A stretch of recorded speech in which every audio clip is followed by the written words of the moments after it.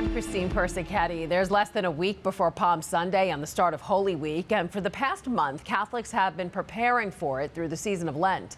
The time of reflection encourages people to get closer to Christ with prayer, fasting, and almsgiving. The food pantry, St. John's Bread and Life, is encouraging people to give back by launching a new Lenten campaign. Current News' Katie Vasquez explains from Bedford-Stuyvesant.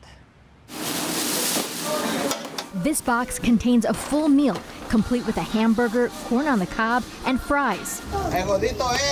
Thank you. Welcome. It's just one of the 1,500 hot meals that St. John's Bread and Life provides 4 days a week to guests like Dawn Brabham. This place is extremely valuable. I really depend on this place. But this Lent, that nonprofit's kitchen is on a mission to provide even more of those life-saving meals to people in need. That's why during these 40 days of preparation, they're trying to raise $40,000. Culpable works of mercy are very important during our Lenten experience, and I think people feel connected to be able to do something concrete for their brothers and sisters. Already, with more than half of Lent over, they have reached more than half of their goal. The kitchen's collected $30,000. Thanks in part to generous donors like longtime volunteer Juliet Thornhill. This month is a very serious month. We have to reflect on ourselves first to deal with others and assist others, because this is a time and a season that we have to realize that everything have to be put aside and not about us. Every little bit helps to feed the wider community. The average donation that we receive is approximately $40, and that feeds a family of 3 for a week. Making sure that guests like Dawn don't go hungry. I think it's great. They deserve it. They deserve it. And I love it here. In Bedford-Stuyvesant, Katie Vasquez, Current News. If you'd like to contribute to St. John's Bread and Life's campaign, just go to their website, breadandlife.org. You'll see the page for their Lenten appeal right there on the home screen.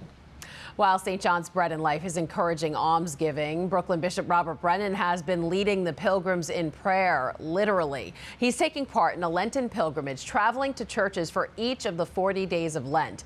He says this journey reminds us that if we want to see Jesus, we must die to ourselves and give totally to him.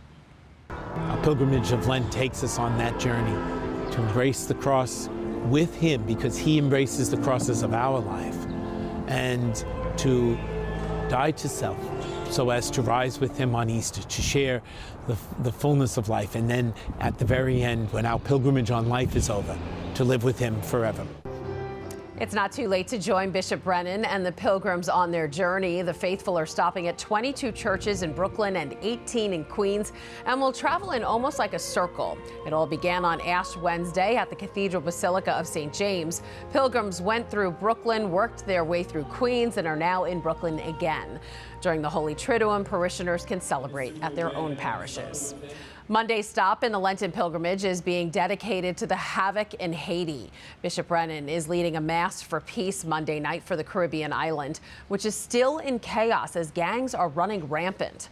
That service is at 7:30 p.m. at Holy Innocents Church. That's at 279 East 17th Street in Brooklyn. The mass comes as the bishops in Haiti are also asking the public for prayers. In a statement released Monday morning, the prelates say they dream of a country free of violence and called for peace as they encourage the leaders of the nation to find an end to the current crisis. To see all the stops the Lenton pilgrims will make, just download the Lenton Pilgrimage app. All you have to do is search Lenton Pilgrimage on the app or Google Play Store.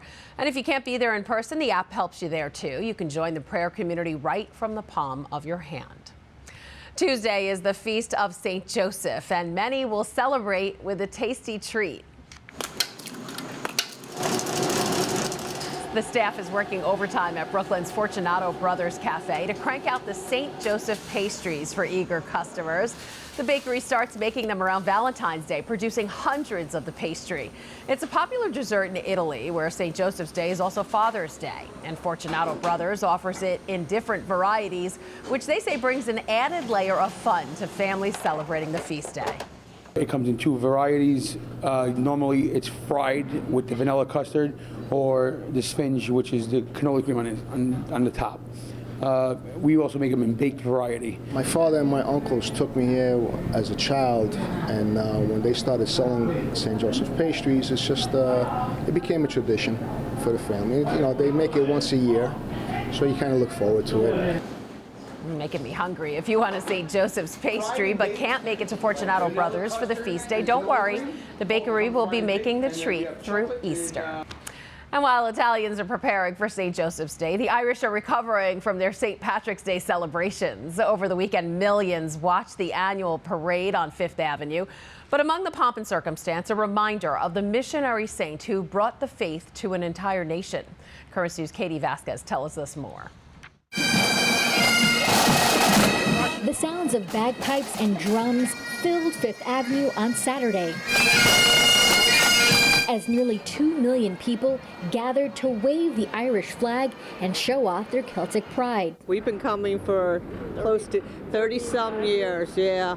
It's a great time, really. You know, it's a great time to celebrate your heritage. The New York City St. Patrick's Day Parade is the oldest and largest demonstration for the patron saint of Ireland in the world, starting before the Declaration of Independence was signed. It's the biggest, it's the friendliest, and everybody's here. Everyone makes an effort to get out to New York City. It's the best place to be. A legacy New York's Cardinal Timothy Dolan says continues to shine in New York City even to this day. The parishes, the charities, the schools, the hospitals, the healthcare, the joy and the hope, the fact that we continue to welcome the refugees like we welcome them. This is the legacy of the Irish, the legacy of Patrick. In honor of the saint, parade goers started the day in Mass.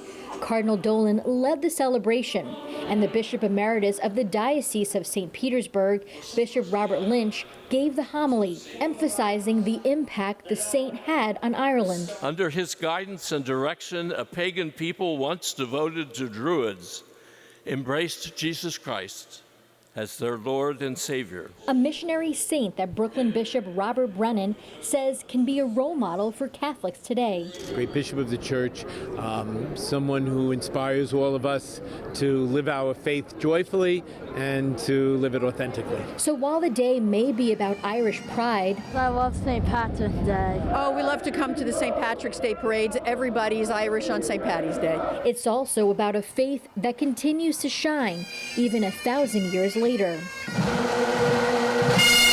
Midtown Manhattan, Katie Vasquez, Current News. For one church community in Ohio, St. Patrick's Day brought an extra special celebration.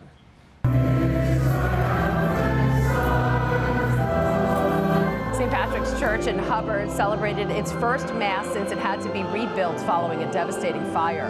The shepherd of the Diocese of Youngstown, Bishop David Donner, led the service, which included a relic of St. Patrick loaned to the church. That piece of Ireland's patron saint was used by the bishop to bless the faithful during the Mass. That church you saw came a long way from what it looked like following the 2021 fire.